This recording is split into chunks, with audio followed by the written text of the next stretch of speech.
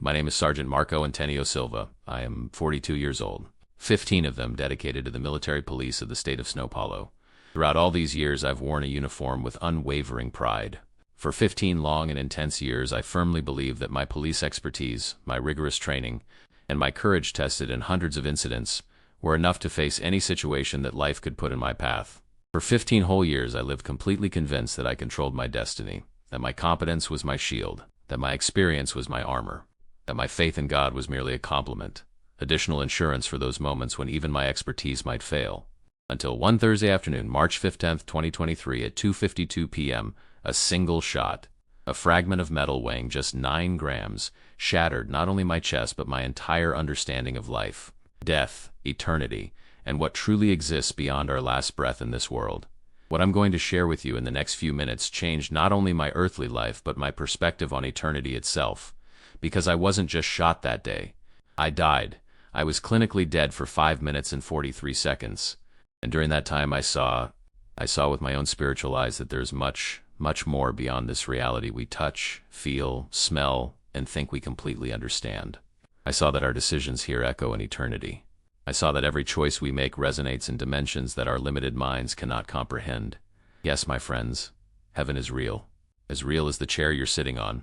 Hell also exists, not as a metaphor, not as a philosophical concept, but as a concrete and terrifying reality. And I have a sacred mission to fulfill, to tell the truth about what I saw, about where I've been, about what I learned when my soul left this body and traveled beyond the veil that separates time from eternity. This is my story. It is my testimony. It is my responsibility before God and before each of you who will dedicate a few minutes of your life to hear about the most transformative experience a human being can have. Before everything collapsed like a house of cards, before I discovered that my strength was actually my weakness, I was exactly the type of police officer you'd see on the streets and automatically think, this guy knows exactly what he's doing. 15 years of battalion service, over 1,000 incidents attended, hundreds of arrests in the act. Drug dealers of all ranks, veteran robbers, cold-blooded killers, rapists, kidnappers. My record of apprehensions and solved cases was one of the most respected and envied in the entire force. My routine was military in its precision. I religiously woke up every day at 5:30 a.m., strong black coffee, no sugar, while checking overnight incidents on the department's app. A run of exactly 5 kilometers around the neighborhood, always the same route, always the same pace. Cold shower to fully wake up. Equipment methodically checked 3 times before leaving home. Gun, magazines, handcuffs, radio, bulletproof vest. My wife Carla always joked with me, "Marco, you're more meticulous than a heart surgeon operating on a child." And I smiled with pride because I knew deep down that it was exactly this iron discipline, this obsessive attention to detail, this almost paranoid preparation that brought me home alive every night, even after the most dangerous operations. Carla and I had been married for 12 years. We had 2 children, Pedro, 10, a smart boy who dreamed of being a police officer like his father, and Marina, 7. A sweet girl who always ran to hug me when I got home from work, even with my dirty uniform and tired face. We lived in a simple but comfortable house in the Vila Nova neighborhood. On the west side of São Paulo, a common life, a happy family, simple Brazilian middle-class dreams. As for faith, well, that's the part that embarrasses me most when I remember. Did I believe in God? Of course I did. I went to Mass with my family every Sunday at São Benedito Church right on the corner near our house. I prayed before the riskier operations, especially when we were going to face armed gangs or search in favelas controlled by drug traffickers. I even had a memorized prayer that my mother taught me when I joined the police, St. Michael the Archangel. Defend us in battle, but if I'm completely honest with myself and with you, God was in my life as a kind of additional insurance. You know those insurance policies you get for your car but hope you never have to use? That's how it was. God was my plan B. My true plan A, my real confidence, my genuine faith was placed in my German bulletproof vest, in my shooting training that placed me among the 5 best shooters in the battalion, in my almost instinctive ability to read dangerous situations and react with the necessary speed and precision. I was the type of police officer that other officers sought out when they needed backup in difficult situations. Call Silva, they would say. Silva will handle it. And I really did handle it. I was proud of that. I thought my competence was my superpower, that my experience was my spiritual armor, that I had acquired through years of dedication and study, a kind of immunity to the dangers of the profession. What colossal naivety on my part, what arrogant presumption, what complete spiritual blindness, as I would soon discover.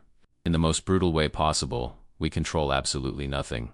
We are merely temporary actors on a stage whose script is written by a hand infinitely wiser and more powerful than ours. The signs began exactly 3 weeks before the shot that would change my eternity. Small, almost imperceptible to a rational mind like mine, but unmistakable signs for anyone who knew how to interpret them. The problem was that I didn't know. I had no idea that the spiritual world was trying to prepare me for what was to come. The first sign was the dreams. Strange, vivid, disturbing dreams. I dreamed I was floating above my own body, observing myself sleeping in bed next to Carla. In the dream, I tried to return to my body, but there was some invisible barrier preventing me. I would always wake up sweating, with a strange sensation in my chest, as if something vital was missing, as if an essential part of me had remained trapped somewhere between sleep and wakefulness. Carla was the first to notice the changes. "You're different, Marco." More distant, more thoughtful. "Sometimes you stare at nothing as if you're seeing things I can't see." I denied it, of course. Police officers don't have premonitions. Police officers work with concrete facts, tangible evidence, tested procedures. Police officers don't believe in strange sensations or inexplicable presentiments. On the Monday of that fateful week, my partner of 5 years, Corporal Enrique Santos, commented on something that genuinely disturbed me. "Sergeant, have you noticed that every time we pass by Acacia Street during rounds, you get restless? You fidget with your vest, check your weapon, look around as if expecting something." Acacia Street. When he said that, I felt a chill run down my entire spine. Wasn't even consciously aware that I had noticed anything special about that street. But the moment Enrique mentioned it, a sense of finality invaded me, as if that street was a period waiting to be written in the story of my life. On Tuesday, during the routine equipment inspection, I discovered that my bulletproof vest had a small defect in the side fastening system. A tiny, almost insignificant piece, but one that compromised the perfect seal of the equipment. "It'll have to go to maintenance," said the technician in charge. "How many days?" "It'll be ready tomorrow afternoon, Sergeant." Tomorrow, what a prophetic word. If I had known then what I know now, I would have requested medical leave, would have invented any excuse not to work on that cursed Thursday. Thursday, March 15th, 2023, I woke up with a different feeling. I couldn't define exactly what, but there was something in the air, a density, a gravity that I had never felt before. During breakfast, Marina asked me, "Daddy, why are you sad?" I wasn't sad, but there was something, an inexplicable melancholy, as if I knew, on some subconscious level, that this could be our last breakfast together. At 2:30 p.m., I was in the battalion locker room putting on the substitute vest. It was heavier than mine, less flexible, with a fastening system that I didn't know perfectly. "It feels strange, Sergeant," observed Enrique. "Do you want to wait for yours to be ready?" "There's no time," I replied, adjusting the straps of the unfamiliar vest. "We have an important call." The first lie I told myself that day. There was time. There is always time to prioritize safety.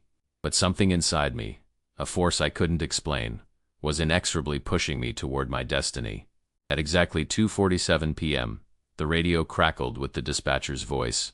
"Unit 7-2, Unit 7-2, we have an armed suspect on Acacia Street, at number 247. Possible robbery in progress, victim still on site. Approach with caution." My heart raced. Not because of the typical danger of the call. I had faced hundreds like it, but because, in some mysterious and terrifying way, I knew with absolute certainty that the time had come. The time for what I couldn't define. But I knew that something definitive was about to happen. Enrique turned on the siren. I checked my weapon one last time, and we set off toward our destiny. The journey to Acacia Street took exactly 8 minutes. 8 minutes that seemed an eternity and, at the same time, passed like lightning. During the entire journey, I felt a strange duality of consciousness. One part of me professionally focused on the incident we were going to attend, mentally checking procedures, anticipating possible scenarios. Another part, deeper and more inexplicable, observing everything as if it were the last time. Acacia Street, 2:55 p.m. The March sun was particularly strong, almost aggressive, creating that vapor effect that distorts vision and makes the asphalt appear liquid. Through the windshield of the patrol car, with the last echoes of the siren still reverberating off the walls of the residential buildings, I spotted the scene. A thin young man, appearing to be about 20, wearing a faded blue t-shirt, jean shorts, worn-out sneakers. He was standing on the sidewalk, apparently calm, but there was something in his posture that my 15 years of experience immediately recognized as dangerous. The gun was visible at his waist, poorly concealed by his t-shirt. Classic mistake of an inexperienced criminal. The victim, an elderly woman, was a few meters ahead, clearly in shock, holding an open purse with trembling hands. Typical scenario: poorly executed robbery, nervous criminals, situation controllable with standard procedures. We got out of the patrol car with the choreographed precision of a duo that has worked together for years. Enrique on the left, going around the back of the vehicle, me on the right, keeping the suspect always in my field of vision. Safe distance, 12 meters. Approach angle, 45 degrees. Cover, patrol car between us and the suspect. Everything exactly as in countless training sessions, everything perfectly controlled. Police, stop where you are and keep your hands where we can see them, I shouted, with the firm and authoritative voice that I had perfected over 15 years of approaches. The young man turned slowly toward us, and it was at that moment that I saw his eyes. They weren't the desperate, frightened, or defiant eyes that I was used to seeing in criminals.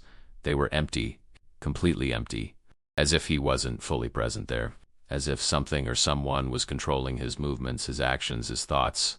He smiled, a smile that didn't match the situation at all. A serene, almost paternal smile, completely out of context. And then he said, with a calmness that made every hair on my body stand on end, "Your time is up, Sergeant Marco Antonio Silva." My name. He knew my full name. Not just sergeant or officer, but my entire name. How? I had never seen him before in my life. I wasn't wearing an identification badge. How the hell did he know who I was? What happened next occurred in slow motion, as if time had decided to slow down to allow me to observe every detail of the moment that would divide my life into before and after. The young man's movement was impossible to react to. The gun appeared in his hand as if it had materialized out of nowhere. It wasn't a draw, it was an appearance. In 15 years of policing, I had never seen anyone move with that supernatural speed. The shot echoed down the street like thunder on a clear day. A sound that seemed to come not just from the gun, but from all directions simultaneously. I felt the impact before I even heard the noise. A brutal force like being hit by a giant hammer moved by a catapult. The projectile found exactly, and this cannot be coincidence, the only point where my substitute vest had a structural vulnerability. An area of a few square centimeters where the ballistic plates didn't perfectly overlap. My usual vest, the one that was in maintenance, had double protection at exactly that point. I felt the hot metal pierce my skin, traverse muscles, ribs, right lung, touch my heart. The metallic taste of blood instantly filled my mouth. My legs lost all strength, as if the muscles had been disconnected from the nervous system. I fell backward onto the hot asphalt.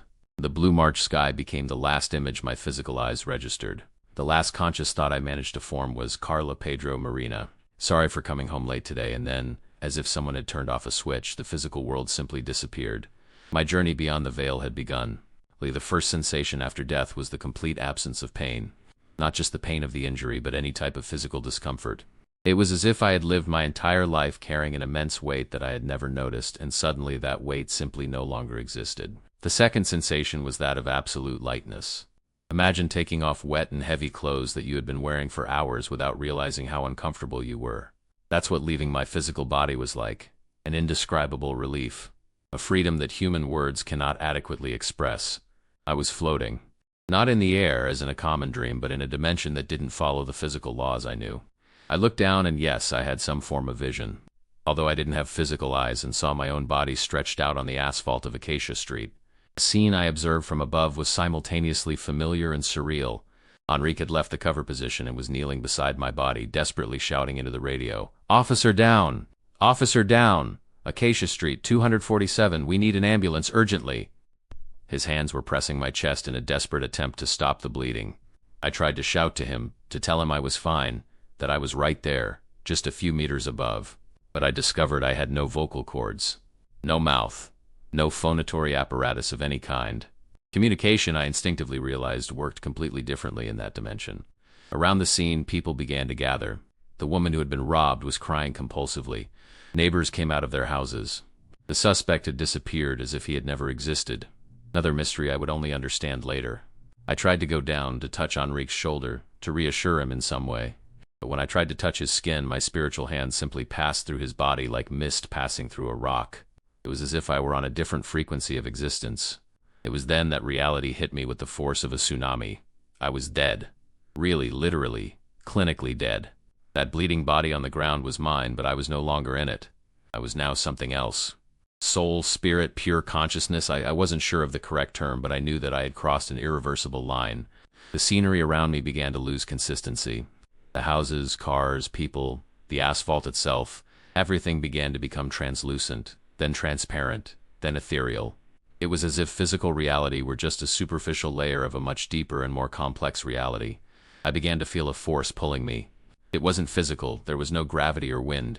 It was something that came from within my own essence, as if a fundamental part of me knew where it should go and was inexorably guiding me toward my eternal destination. The ascension, because that's what was happening, an ascension toward somewhere began slowly and then accelerated. I felt myself being pulled upward and forward through a kind of tunnel that wasn't made of matter, but of light, energy, and pure possibility. Ahead of me, a light began to form. But it wasn't the white, uniform, and welcoming light that I had heard about in near-death experience reports. This light was golden, but with nuances that don't exist in the terrestrial visible spectrum. It was an intelligent, living light that seemed to examine me, to know me, to weigh me on scales that transcended any human judgment. Gradually, I realized that I wasn't alone on this journey. There were other presences around me. I couldn't see them clearly, but I could feel them, beings of authority and wisdom that made my former position as sergeant seem like a childish game. There was a hierarchy in that dimension, an order that I was just beginning to understand. One of the presences communicated with me, not through words or sounds, but through direct transfer of knowledge and intention. The voice, if I can call it that, resonated not in my ears, but in the essence of my being. Marco Antonio Silva, your earthly journey has ended. Your eternal journey is about to begin. Come. There is much to see, much to understand, and a crucial decision to be made. And then, in a movement that transcended space and time, I was transported to a place that defied any description that human vocabulary could offer. I was about to come face to face with the creator of the universe. What happened next defies not just description, but human understanding. Imagine trying to explain the colors of the rainbow to someone born blind, or describing a Beethoven symphony to someone who has never heard any sound. That's how I feel trying to translate into limited human words an experience that transcends all physical, sensory, and conceptual limitations we know. I was transported to a place that wasn't a space that existed outside the physical dimensions we know. Imagine being inside an infinite cathedral, but built not of stone, wood, or metal, but of pure light, crystallized love, and living knowledge. The walls, if I can use such an inadequate term, pulsed with colors that simply don't exist in the terrestrial spectrum. There was gold that sang cosmic symphonies, blue that consoled millennial wounds, violet that purified ancestral guilt, silver that revealed hidden truths. Each color was also music, also perfume, also emotion, also revelation. It was as if all the senses had merged into a single multidimensional sensory experience. There was no solid ground under my feet, but a surface of crystalline light that reflected not only my spiritual image, but also every thought, every intention, every motivation I had ever had in my earthly life. It was impossible to hide anything in that place. The transparency was total, absolute, inescapable. And then he appeared. I cannot say that I saw God in the conventional sense of the word. See, there wasn't a humanoid figure. There wasn't a defined face. There wasn't a recognizable physical form. It was more as if my whole essence, every particle of my spiritual being, was enveloped and permeated by his presence. Pure love, not limited human love, but absolute, unconditional, inexhaustible love. Complete knowledge, not just wisdom, but instant and total knowledge of all things that exist, existed, or will exist. Perfect justice, not the flawed justice of human courts, but justice that considers every circumstance, every motivation, every consequence of every action. Communication with God didn't happen through words, sounds, or gestures. It was direct and instantaneous transfer of understanding. Each of his thoughts became my knowledge at the same moment it was conceived. It was as if my limited mind were temporarily expanded to accommodate infinite understandings. Marco, the voice that was all voices and no voice, resonated in every fiber of my being. For 42 terrestrial years you lived believing that your strength, your wisdom, your security came from yourself. You believed that you were the master of your destiny and the captain of your soul. Suddenly, without warning, my entire life unfolded before me, but not like a linear film, like a simultaneous and multidimensional experience. I felt, relived, re-experienced every moment of my earthly existence as if it were happening again, but with expanded spiritual perception. I saw every moment when I chose to trust in myself instead of trusting in him. Every mechanical prayer recited out of habit, without true spiritual connection. Every time I attributed my professional successes to my own ability, minimizing or completely ignoring the divine protection that accompanied me during 15 years of one of the most dangerous professions in the world. But also, and this was even more painful, I saw the real motivations behind actions that I considered noble. How many times I helped people not out of genuine love, but to feed my ego. How many times I was kind not out of goodness, but to be seen as a good officer. How many times I protected the innocent, not just out of a sense of justice, but to feel heroic. But not everything was condemnation. I also saw moments of authentic kindness. The times I consoled families of victims without thinking of recognition. When I anonymously donated money to people in need. When I protected children at risk by going beyond what duty required. When I touched hearts with genuine gentleness. Now see, said the divine voice, see where human choices lead. A new vision opened before me, dividing into two parallel and opposite realities that existed simultaneously, separated only by the thickness of a decision, by the depth of a choice. To my right, a dimension of infinite light gradually revealed itself.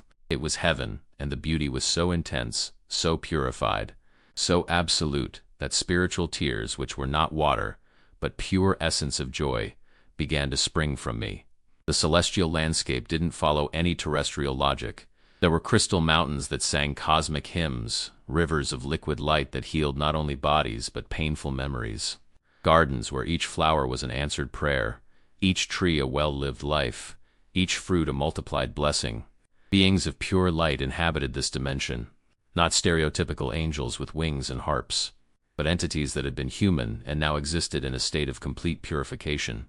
I recognized some familiar faces. My father, who had died when I was 12, waved to me with a radiant smile that radiated absolute peace. There was a perfect order in that place, but not the rigid order of a military barracks. It was the order of natural harmony, where each being found its exact purpose, its ideal function in the great cosmic choir of existence. There was no competition, envy, fear, or lack, only fulfillment, realization, complete peace, and infinite joy. To my left, God forgive me, to my left opened a reality of darkness that I will never, ever forget, even if I live 1,000 lives. Hell wasn't the place of literal fire and demons with tridents that I had imagined based on movies and popular representations. It was infinitely worse because it was more real, more psychological, more devastatingly precise in its torment.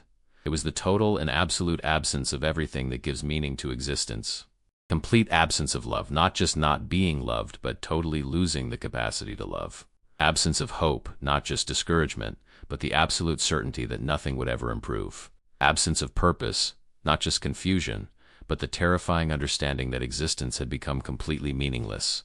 I saw souls in suffering, but not from external physical torture. They suffered from absolute isolation, infinite remorse, complete existential emptiness. Each soul was completely alone, even while surrounded by other equally lost souls. It was as if each existed in an impenetrable bubble of solitude. And the most terrifying part of the whole vision was understanding that each soul was in that place by its own choice. Not because God had arbitrarily condemned them, but because they had chosen, life after life, decision after decision, to build an identity based on ego, pride, self-sufficiency. They had chosen to be gods of themselves, and now they eternally experienced the loneliness inherent in that choice. "Where do you belong, Marco?" asked the divine voice, and the question reverberated through every fiber of my spiritual being. Looking at my life with the crystalline clarity that only spiritual perspective can offer, I saw that despite my acts of kindness, despite my public service, despite my love for my family, my heart was fundamentally divided. I had served two masters, God when it suited me, and my own ego always. I was ready to accept my fate. I knew I deserved hell, not for active evil, but for passive pride. For having lived as if I were the center of the universe, as if my will were sovereign, as if my strength were sufficient. But then I experienced something that defies all logic, all justice, all expectation. Pure mercy. A wave of divine love enveloped me, so intense that I thought my spiritual essence would disintegrate.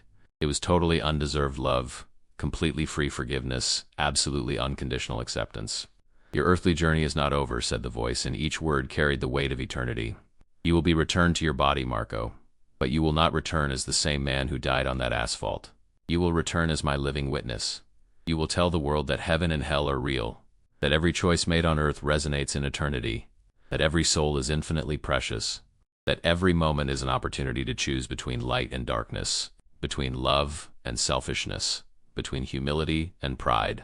An indescribable force began to fill me. It wasn't just knowledge, but lived knowledge. It wasn't just understanding, but experiential understanding. I was receiving not just information about spiritual reality, but direct participation in that reality. "Some will believe your testimony," continued the divine voice. "Others will doubt. Many will consider you crazy, fanciful, a liar, but you will speak my truth until your last earthly day, because now you know. You know with absolute certainty that there is life after death, that there is judgment after life, that there is eternity after time. You will return with a spiritual mark. Marco, those who have eyes to see will recognize that you have been in my presence. Your life will be radically different. Your values will be completely transformed. Your purpose will be eternally redefined, and always remember, you didn't return by your own merit, but by my mercy. Use this second chance not to glorify yourself, but to glorify the one who has the power to give life to the dead and to call into existence things that do not exist. The moment of choice wasn't presented as a decision I should make, but as a decision that had already been made by wisdom infinitely superior to mine. Still, part of the process involved my conscious acceptance of the mission that was being entrusted to me. I accept, I whispered with a voice that had no vocal cords, but that resonated across dimensions. I accept to return. I accept to witness. I accept to live no longer for myself, but for the one who sent me back. Immediately after my acceptance, I felt a profound transformation happening in my spiritual essence. It was as if I were being reprogrammed at levels that transcended consciousness. New knowledge, new perceptions, new capabilities were being installed in my soul. I received the gift of discernment, the ability to perceive spiritual realities that normally remain hidden from human eyes. I received the gift of expanded compassion, a supernatural love for lost souls that transcended my natural human limitations. I received the gift of spiritual authority, a confidence based not on human experience, but on direct knowledge of divine reality. The path you will tread will not be easy, came the divine warning. Many will question your sanity. Others will attack your credibility. Some will try to monetize your experience. You will face doubts, opposition, disbelief. But always remember, you don't speak for human approval, but for divine obedience. The final divine communication was like a massive spiritual download. I received understandings about the nature of faith, forgiveness, salvation, the purpose of human life, the reality of life after death. All this was implanted in my consciousness instantly and permanently. The return wasn't an abrupt fall, but a gradual and careful insertion. Imagine a soul being gently reintroduced into a fragile vessel that had been temporarily abandoned. Extreme care was necessary not to damage either the soul or the body that would receive it again. I felt my expanded consciousness being gradually compressed to fit again within the limits of a human brain. It was profoundly claustrophobic after the infinite freedom I had experienced, as if I were being forced to enter a garment many sizes smaller than my real size. First, I reconnected with the nervous system. Waves of pain crossed my consciousness as I reconnected to a body that had suffered severe trauma. Then came the reconnection with the organs, the heart that had stopped and now needed to beat again, the lungs that needed to expand and contract, the liver, the kidneys, all the systems that keep physical life functioning. The journey back was through the same tunnel of light, but in the opposite direction. As I moved away from the divine presence, I felt an indescribable longing settling in my soul. It was as if part of me were being left behind in heaven, creating an eternal nostalgia that would accompany me for the rest of my earthly life. The last communication I received was simple, but would echo in my consciousness forever. Remember everything. Tell everything. Live differently. Your new life begins now. And then, like a diver emerging from the ocean depths, I broke the surface of physical consciousness, and the first sensation upon returning was pain. Intense physical pain, as if every cell in my body were screaming simultaneously after having been silent for eternal minutes. The weight of flesh, the limitation of physical senses, the slowness of human thought, everything returned at once, like a tsunami of terrestrial sensations. I opened my eyes in the ICU of Snow Lucas Hospital. The fluorescent lights were aggressively bright compared to the soft golden light I had left behind. The beep of the heart monitor sounded like a celestial symphony, confirming that I was, miraculously, alive again. Enrique was sitting in a chair beside my bed, his head in his hands, his eyes red and swollen from crying. When he saw me open my eyes, he jumped from the chair as if he had received an electric shock. "Marco, man, you were dead. Really dead. 5 minutes and 43 seconds. The doctor said it was impossible, that it was an authentic miracle." I tried to speak, but my voice came out as a hoarse and almost inaudible whisper. "Enrique." The words simply wouldn't come. How to explain the inexplicable? How to describe colors that don't exist using vocabulary that is fundamentally insufficient? How to convey transcendental experiences to minds anchored in physical reality? Dr. Ricardo Cardoso, the chief surgeon, entered the room followed by a small crowd of doctors, nurses, and students. His face displayed a mixture of scientific incredulity and genuine joy. "Sergeant Silva," he said, checking the monitors with the eyes of someone who still didn't believe what he was seeing, "you are officially a medical miracle. The projectile went through your right lung and caused laceration in the pericardium. By our experience and the available medical data, there was no way to survive this specific trauma." He continued, clearly fascinated by the case. "Your heart stopped for 5 minutes and 43 seconds. That's enough time to cause irreversible brain damage. But all your neurological exams are normal. In fact, they're better than normal. They're perfect. But I knew the truth that medical science couldn't explain. It hadn't been a conventional medical miracle. It had been a direct divine intervention, a resurrection with specific purpose, a return authorized by the creator of the universe himself. As the hours passed, I realized that my body had returned with modifications. Not visible physical ones, but perceptible spiritual ones. There was an increased sensitivity to spiritual realities. I could sense the presence of angels, discern the spiritual states of people around me, perceive invisible battles between light and darkness happening constantly. That first night in the hospital, I couldn't sleep. Not because I felt physical pain, the medications were controlling that, but because I felt a constant presence.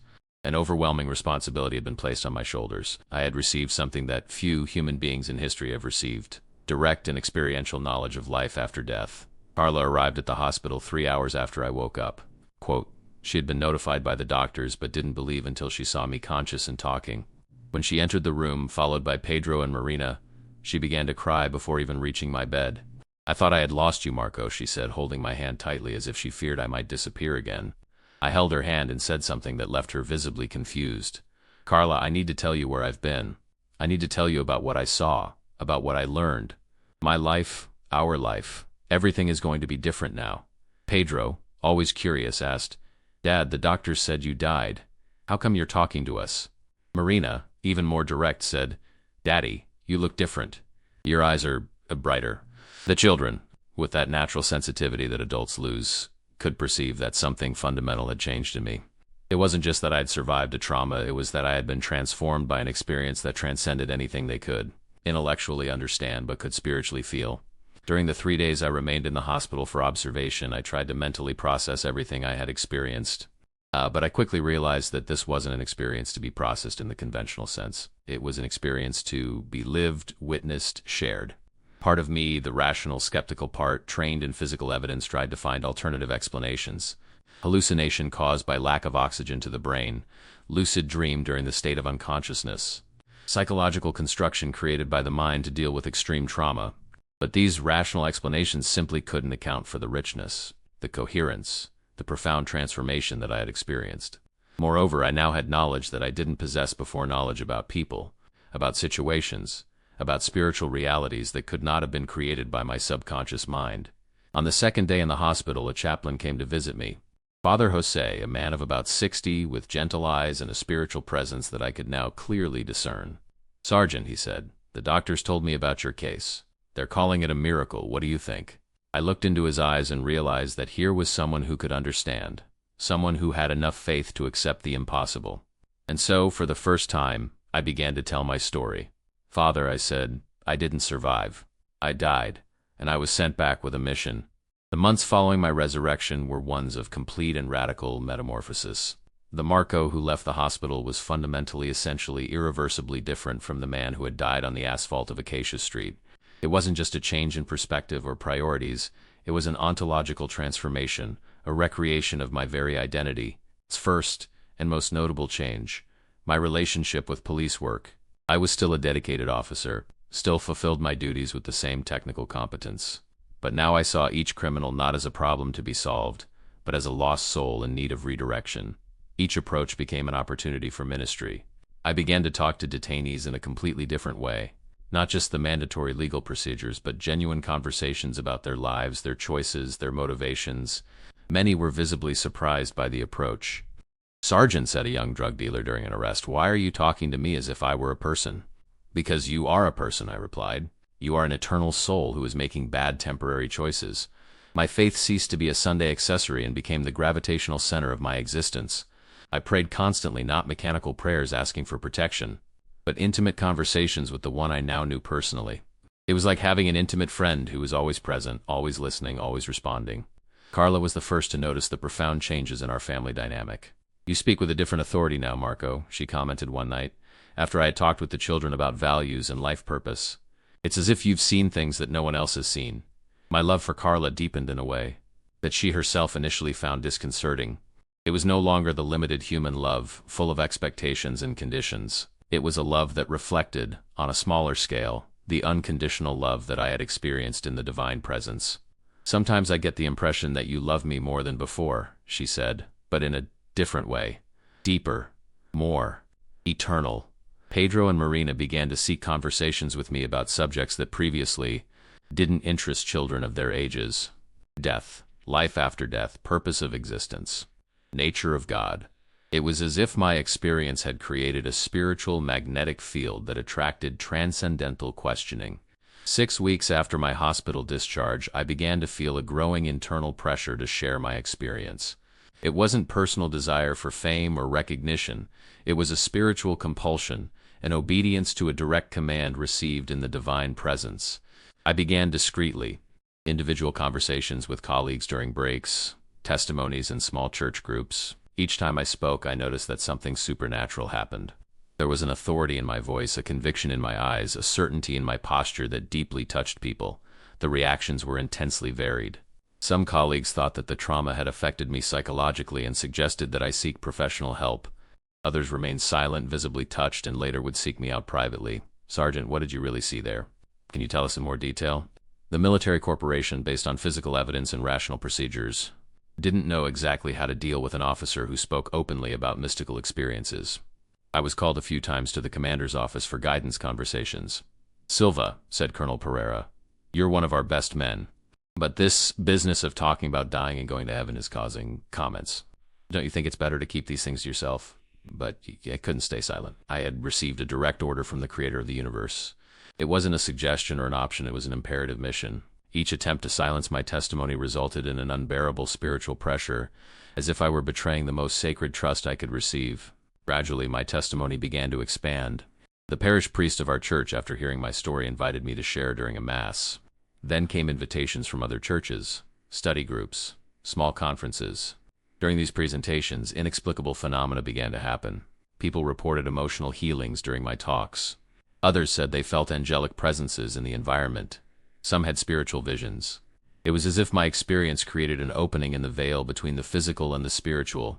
My material values were completely reorganized. Things that used to worry me, career promotion, acquisition of goods, social status, lost all importance. I was only interested in what had eternal value, genuine relationships, spiritual growth, fulfillment of the divine mission. Death, which was previously my greatest professional fear, became just a transition.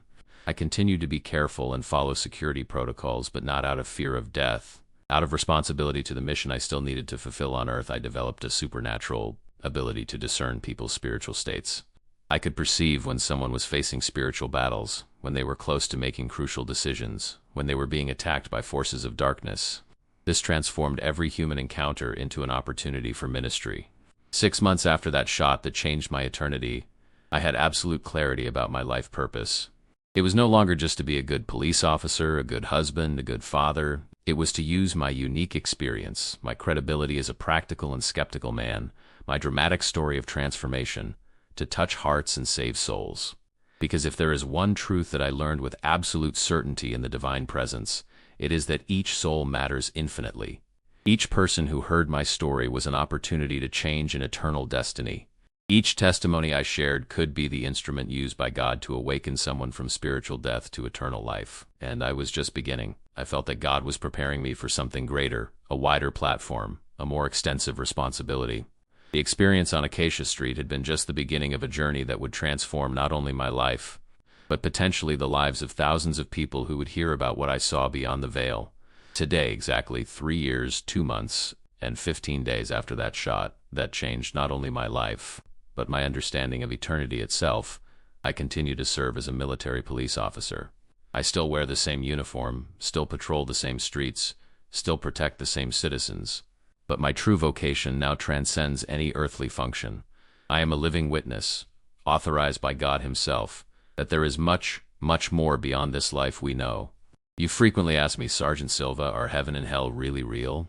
And I answer with the unshakable authority of someone who didn't hear about it, didn't read about it, didn't academically speculate, but saw with his own spiritual eyes. Yes, they are as real as the ground we walk on, the air we breathe, the heart that beats in our chest at this very moment. It doesn't matter what your profession is, whether you're a doctor, teacher, business person, worker, student, or retiree. It doesn't matter your age, whether you're 15 or 80. It doesn't matter your socioeconomic situation, whether you live in a mansion or in a slum. It doesn't matter your religious background, whether you attend a Catholic church, a Protestant church, or consider yourself agnostic. What matters, what really matters in an absolute and definitive way, is this: your choices here and now determine your eternity there.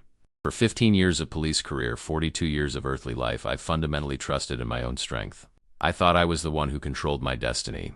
I thought my competence was my shield, my experience was my armor, my intelligence was my protection.